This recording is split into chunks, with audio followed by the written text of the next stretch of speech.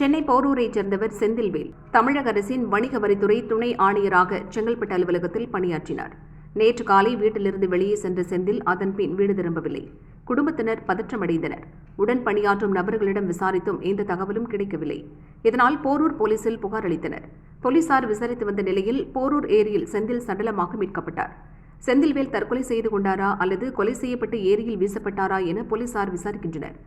மேலும் அவருக்கு பணிச்சுமை ஏதும் இருந்ததா, பணி ரீதியான எதிரிகள் மிரட்டல் இருந்ததா எனவும் விசாரிக்க துவங்கியுள்ளனர்.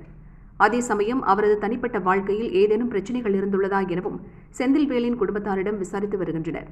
பிரேத பரிசோதனை முடிவுகள் வெளியான பிறகே அடுத்த கட்ட விசாரணை சூடுபிடிக்கும் என தெரிகிறது.